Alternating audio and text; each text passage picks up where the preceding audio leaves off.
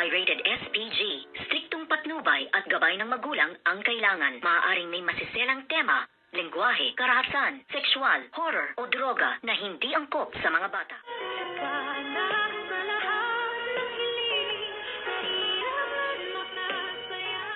Good morning and welcome sa aking munting channel. Mabuo na kaya ng tuluyan ang pamilya nga nitong si Dr. Annalyn Santos at tuluyan na kaya na magbalik ang pagmamahal ng bawat isa dito nga kay Miss Lynette Santos at kay Doc RJ ngayong wala na. Ito ngang demonyitang si Moira na ang pagkakaalam nila ay patay na nga itong mortal nilang kalaban na demonyitang si Moira at wala silang kalam-alam na ito ay buhay na buhay pa pala dahil nga siguro merong isang tumulong na isang doktor katulad nga ng doktor na lumapit nga kay Zoe at nagpakilalang siya ay kaibigan ng kanyang mami.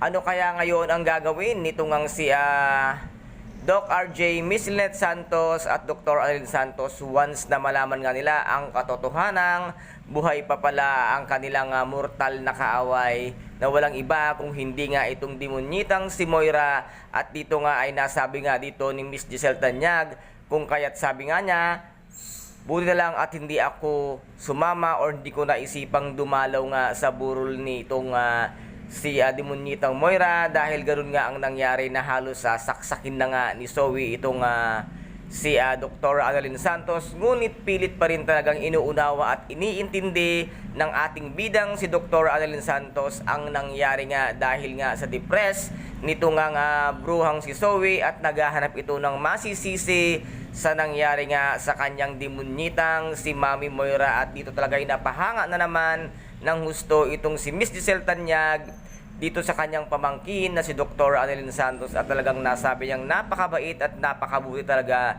ng pamangkin ko. At dito naman ay nagtanong nga itong si Dr. Annalyn Santos kay Miss Giselle Tanyag kung ano na ang nangyari dito nga kay Justine at sa kanyang pinsan, kung ano na ang relasyon nila ngayon. At nasabi nga dito nito ngang si Miss Giselle Tanyag na kahit na anak ko siya ay hindi ko siya kukonsintihin dahil nagkamali siya at hindi ko inaakala na isa pala siya sa mga kasabwat nga ng demonyitang si Moira. At dito naman ay nagpaalam na nga itong si Justine na magre-resign na nga daw siya sa kanyang trabaho dito nga sa Apex Medical Hospital. Ngunit ang sabi nga dito ni Miss Giselle Tanyag ay hindi na kinakailangan ng resignation dahil magkakaroon ng board meeting at i-announce niya doon na ito ngang si Justine ay fired na. Kaya laking gulat naman nga nito nga si Justine at nagulat din ito nga si Miss Lynette Santos na nakikinig nga sa may pintuan. Ano kaya ngayon ang magiging buhay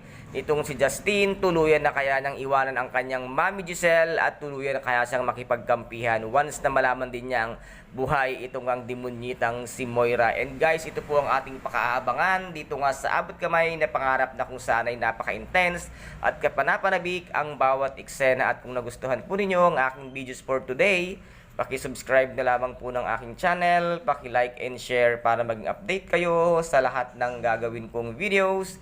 Maraming salamat po. Ingat, God bless and bye-bye!